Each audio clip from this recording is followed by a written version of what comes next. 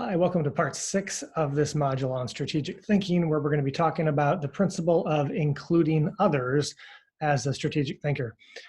Now, you might be thinking, why didn't you talk about including others at the very beginning of this module? Because I could have been using that principle throughout this entire module so far, and you're absolutely correct.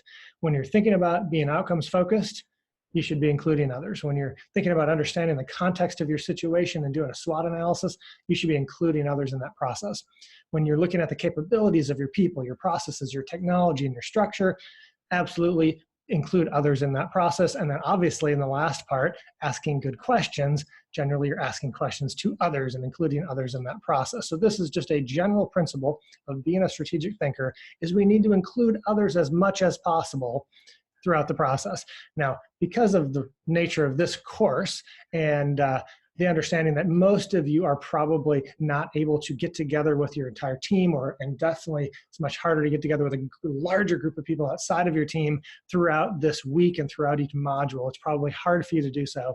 I totally understand if you went through the aspects of this module so far without including very many other people, but you have the opportunity, and I encourage you in the future as you continue to move forward with your vision to reach out to others and get their input as well. Okay, so how can we include others?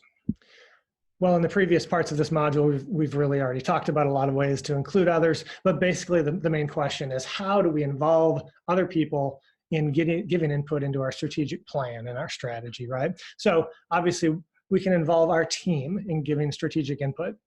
How do you do that when those are the questions you want to think about? You can also think about who else does or did similar work to our ministry, and how can we pull them in or just ask them questions as well? What can we learn from those people, right? And what external people or resources could give input into our strategy? Those are just some of the high-level questions you want to think about. Years ago, I did consulting with a big mission group here in Thailand, and they had a policy of once every 3 years, they redid their strategic plan. And they made a big deal about it. They not only involved their entire team in the strategic planning process, but they actually invited people in for a several-day, almost like a think tank, strategic thinking time, where they pulled people in from all over the nation who did similar work to them. They pulled in people from the Department of Education, from teachers. They pulled in people who are community specialists. They pulled in government workers, police, social workers, anything that related to the type of work they were doing. They invited people in to a several-day event, almost like a conference, where they allowed people to get up front and share what was going on in their ministry and their line of work that related to their ministry. And what were the trends going on? What were some of the difficulties, some of the challenges, some of the things they had tried that were working? And every few years, they'd pull these people together and learn from them and use the information they gathered during that time to improve and revise and refine their vision and strategy, mostly their strategy of how to achieve that vision, right? Brilliant approach to continuously updating their strategy.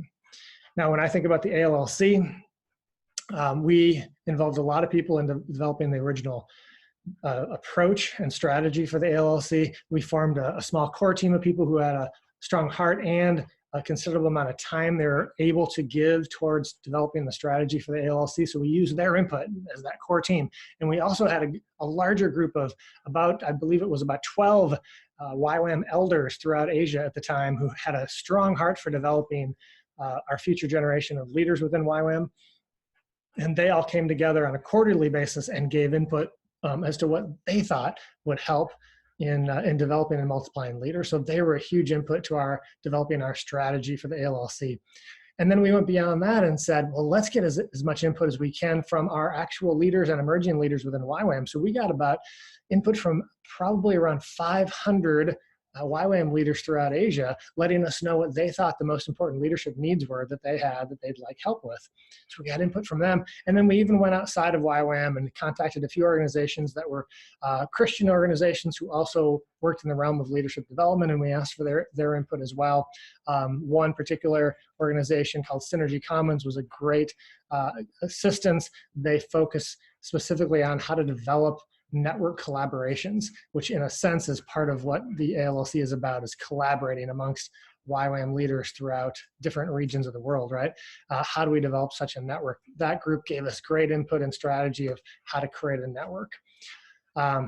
Just some examples on how you can include others in your process.